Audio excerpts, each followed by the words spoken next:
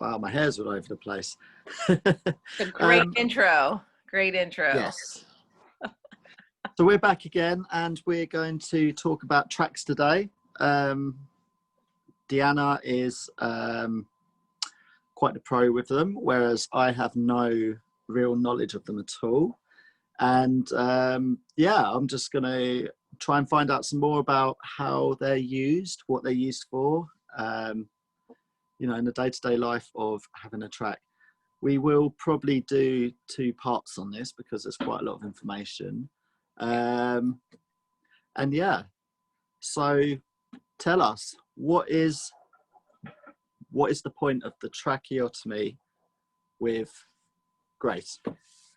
All right. So with the trachs, specifically for Grace only, by the way. So there's many uses like why trachs would be placed. A lot of it has to do with some type of like airway obstruction or for like stability.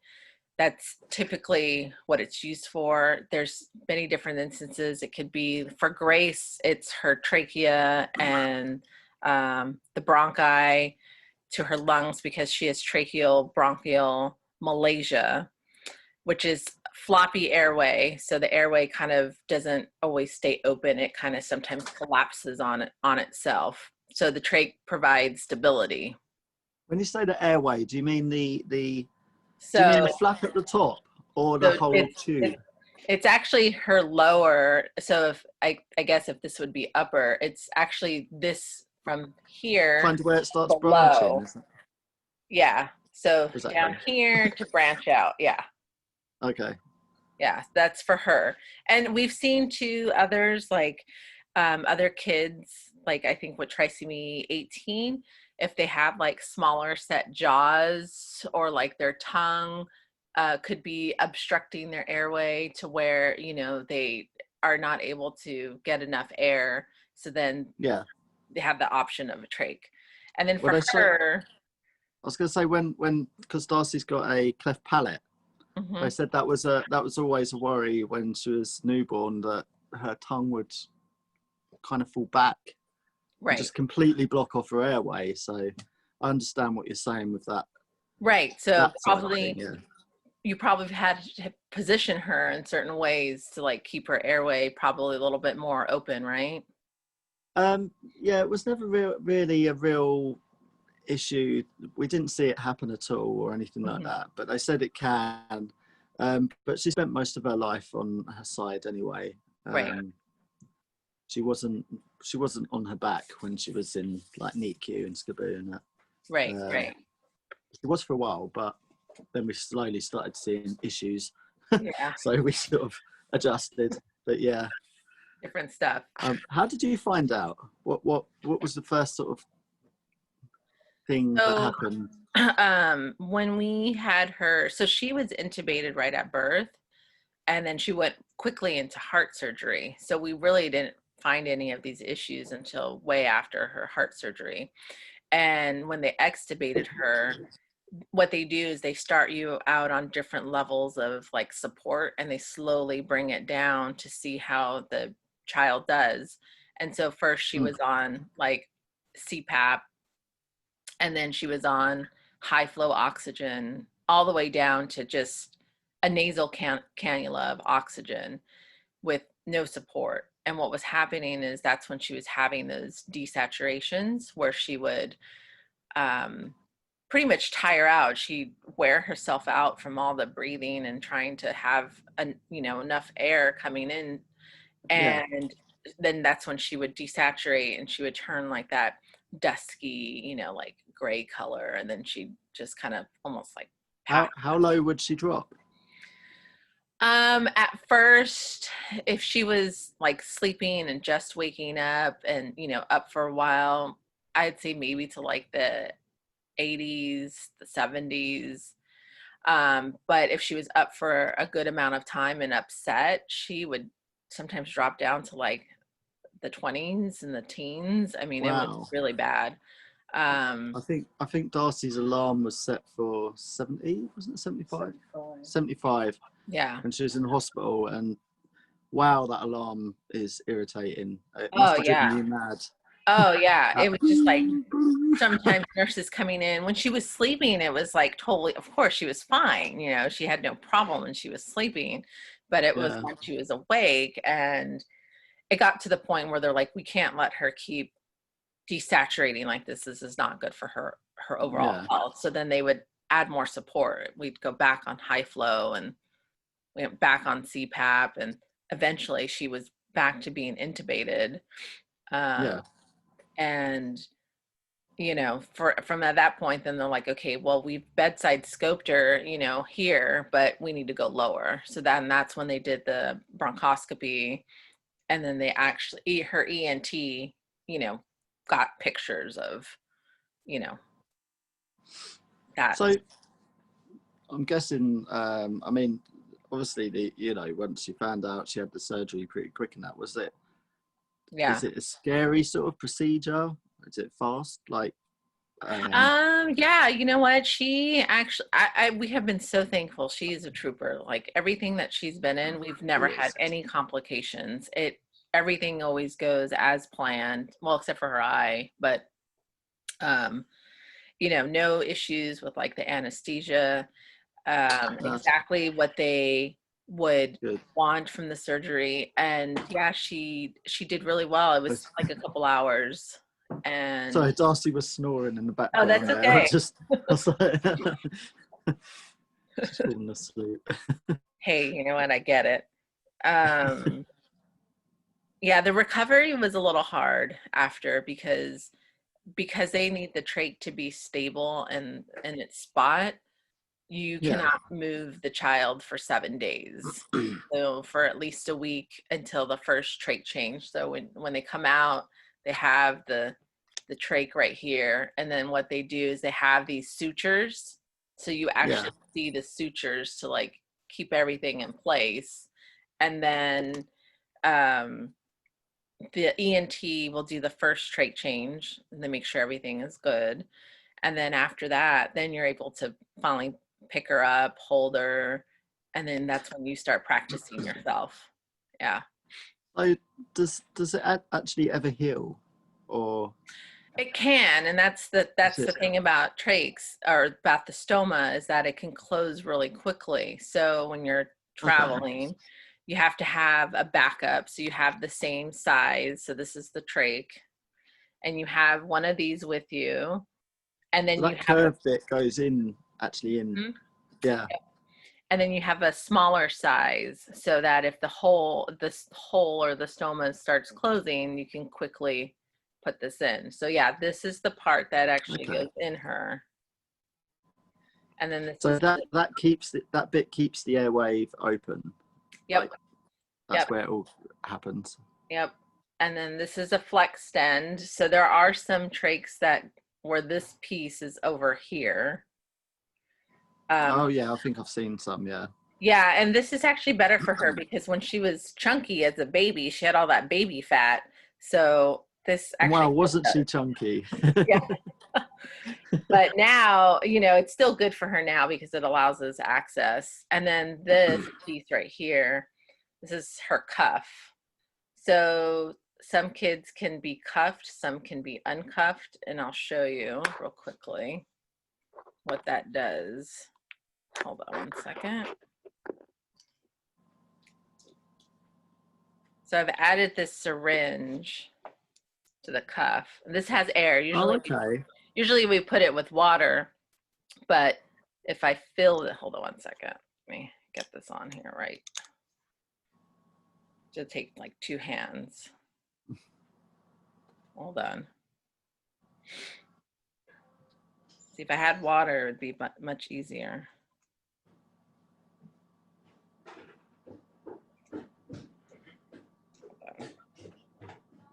It's gonna be tricky.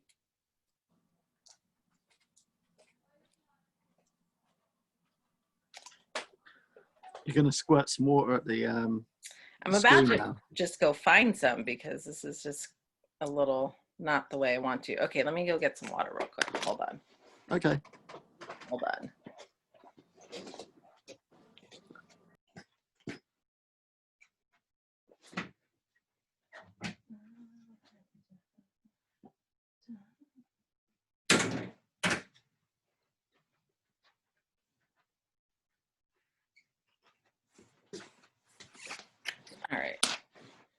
Well, while we're doing that, Sorry, I was just checking I was just checking something quickly. no problem. Now let's see if I can get this open. I should have done some talking or something to fill in whilst you were gone. I've had a busy week, so I've had plenty to talk about. And I've got my lovely cup of tea here. Nice. Okay, this is not working the way I want it to. Hold on. Oh, Hold on. it's a bit better. Tell you, they make some of these things like trying to get into, I mean, there's like not only child proof, but like adult proof. Oh.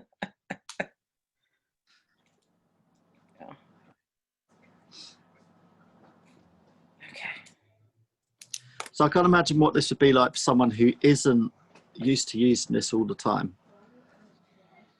Yeah. It take ages. Yeah, it can be really scary, because it's new. I mean, like okay, so we're in the hospital and they give you this binder, this training binder with all of these different little tabs, and it's like just information overload.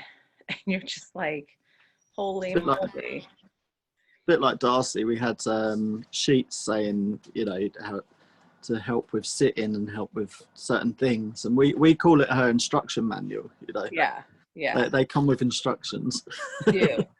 All right, so I've got this trach, and then I've got her cuff and the syringe filled with water. So as I'm squeezing, you see how the balloon Oh yeah. is filling. So what the balloon does for her is that it stabilizes, especially because she's on the vent, so that it closes up that part of the airway, and then all the pressure from the vent goes through here rather than around it. Oh, okay. Yeah. So it's causing, so it's causing a seal. Exactly. Yeah. And so what we do is when we change it, we have to make sure we inflate and, re-inflate, make sure that the balloon is round, there's no leaking. You have to make sure that looks good. So when you're pushing it in, will that stop, or will it just keep inflating? It'll keep inflating. So this particular cuff, you're allowed to go up to like 5 mLs of water in it. So you need to know how much to put in. Yeah, you have to stretch it out. And then each kiddo is going to be different with the amount of water they get because of their size. So, yep. So does that help sort of keep it in place as well? It or does, is it all actually. to do with the strap thing? It does actually help keep it in place. Although kids can decannulate themselves on their own by pulling. So I think she'd still be able to get it out. Same as Darcy with her NG tubes. Yeah. So She loves doing that. So we change this every week. And every hospital and pulmonologists have different protocols on how often they want you to change it. Like our hospital, if she's sick or in the hospital, they want us to change the trach every single day. But of course, that could cause trauma because you're going in and out. So again, it just depends. Every hospital's different. So this trach comes with this. This is the obturator. And what it does is it goes in like this. And this is the stability piece, so that when we're placing her trach, we have this piece in order so it's... Oh, so it doesn't bend. Yep. Yeah, okay. Yep. So we'll pull the other one out, and then this one will go in. You have to make sure you're going in with the curve. And then as soon as it's in, you pull this piece out. So I'm guessing with it being where it is, you can't miss anything, can you? It just goes where it's meant to go. Yeah, exactly. And so like with the NG, you can maybe go in the wrong hole basically, and right, you don't have that with a Trach, do you? No, but you definitely want to make sure, like when we're placing, we always have this filled with, like, we have lube So Okay. lubricating jelly around it so that it has enough, what's the word I'm looking for? I guess Lubricant. lubricant. Yeah. It has Yeah. enough lubricant just to have enough of that sliding Yeah. technique Yeah. Yeah. go in so that you don't get stuck, because you could, this is hard end right there. So, Yeah. if you don't angle it right, you could potentially, hit the back and drag in and, Does it cause discomfort when it's being changed? Does she feel it? Or, there's always a cough after. So, okay. and when we change it, then she's just breathing on her own out of it. And usually what happens is she'll cough something out, like a secretion, mucus, right? So then we'll clean it right after, before we place. We like wipe her clean, Yeah. the sterile wipe. And then we'll place this. And then as soon as I take this out, she'll have another cough. So, Okay. yeah. And that, again, that's because, she's already like kind of breathing on her own. And then there's that Yeah. immediate, that second. So, yeah. So that's the trach. And then so this is the type of tie that we use. And this is what goes around her neck and holds it in place. And there's a couple different kinds of ties. This is just one used for peds. So these are the little flanges right here. And it Okay. just goes through on one end like this. So then it looks like that. And then it comes around the neck. And it's just Velcro. That's all it is. And it goes through on each side like that. And That's then it. you've got how it goes all the way around. And there's a Velcro piece back here as well. So you could actually...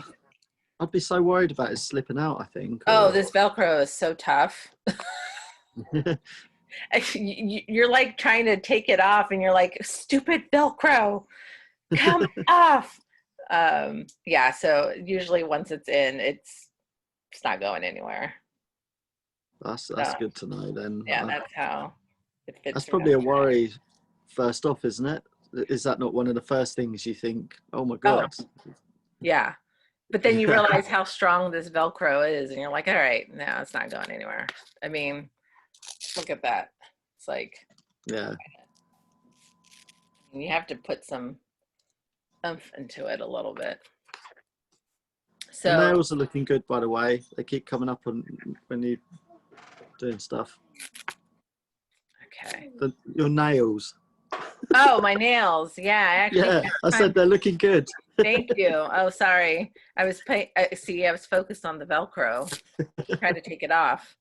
Yeah, I actually every time you do something, they're right on the screen. Some marketing right there for the nail lady, the brand that we've been using. Yeah. They look cool. Thanks. So again, when we're placing, this is the obturator that's in there. And then there's different kinds of catheters. So this is a suction catheter right here. This is, sure many people have seen these. So that just goes on the normal suction machine, doesn't it? Mm-hmm. Yeah. Yep. It goes in. And so there are different kinds that people use. There's also closed catheters. If you've seen kids with trachs, they have sometimes ones that are attached in like this plastic that hangs down from them. That's another type of catheter. So again, I think it really depends on the hospital and the pulmonologist and, their procedures. So this catheter, we, when we're ready to suction her, we'll take off her circuits, and then it goes right in, and you can see how it fits just right there. And then we're able to suction her, and then... Oh, that's better. Yeah, I can see that. Yeah, there you go. We're able to suction her and then pull it right out. So are you getting secretions that far down then? Yeah. Yep.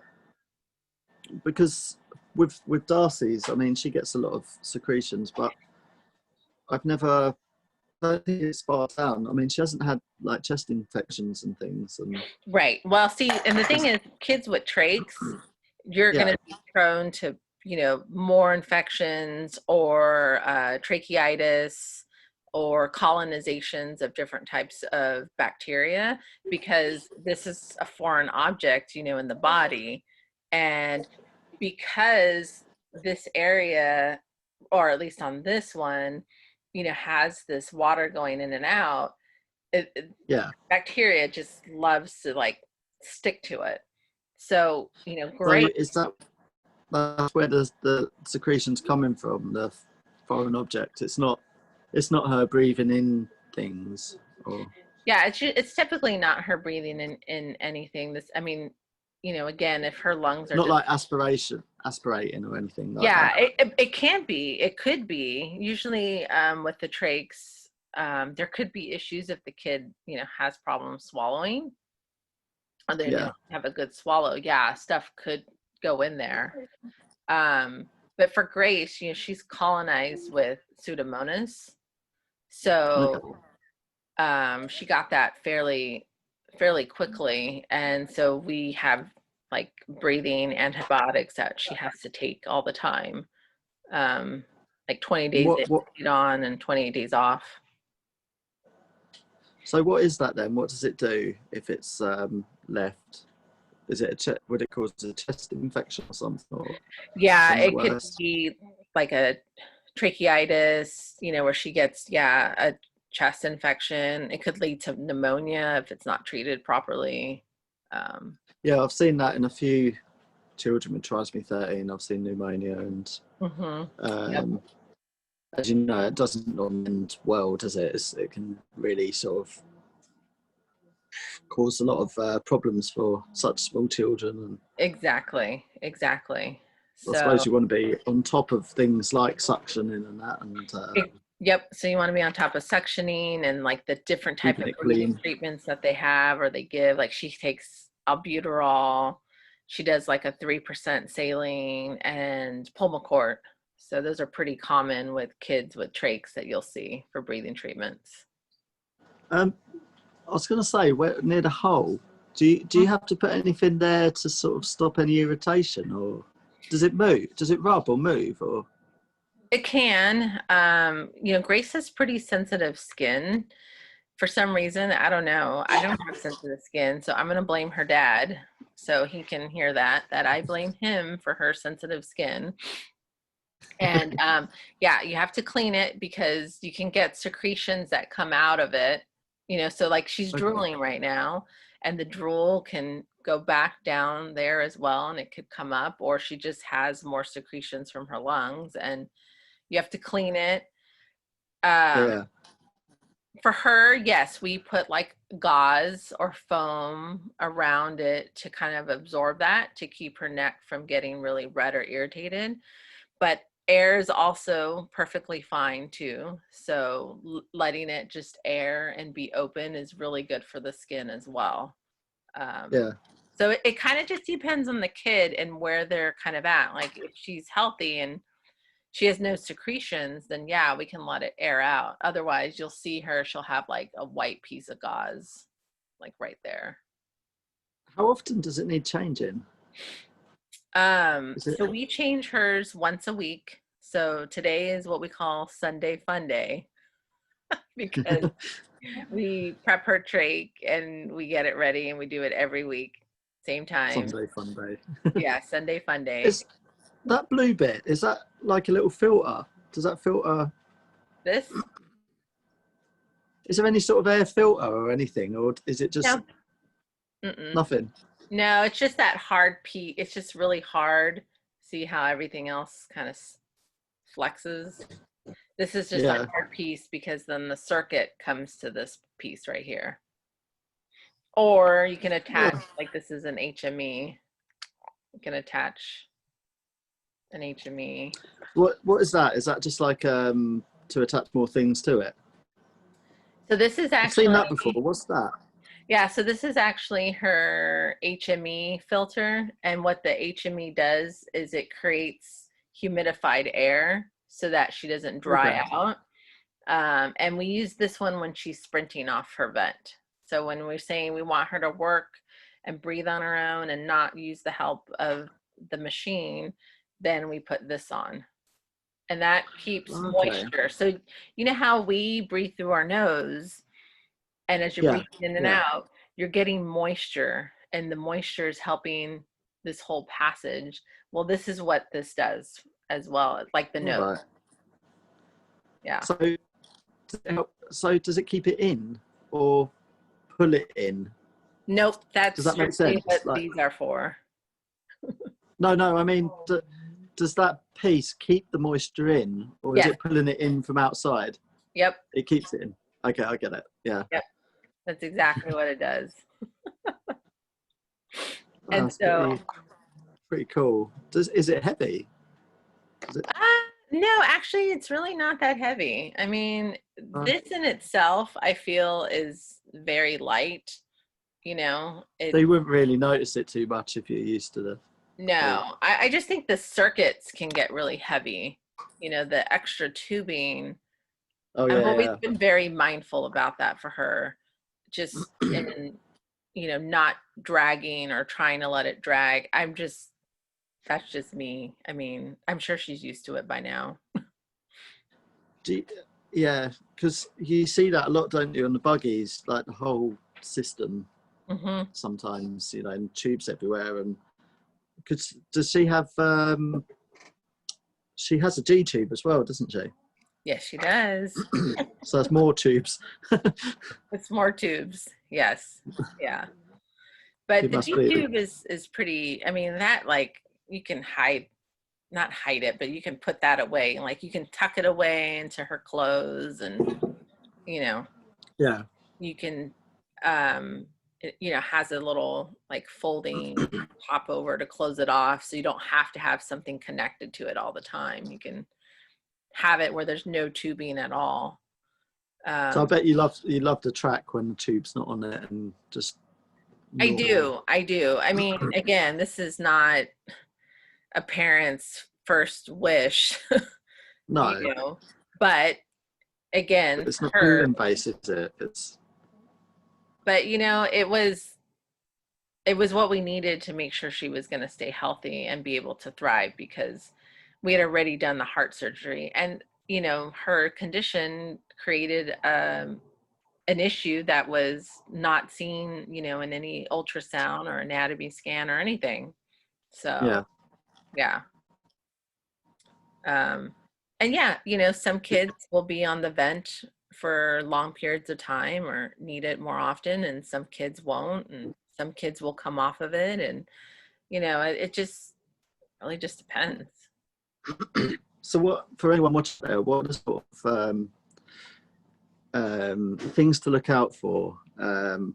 Like if something's wrong, is there any telltale signs that you can look out for through this, or As far does that as make sense?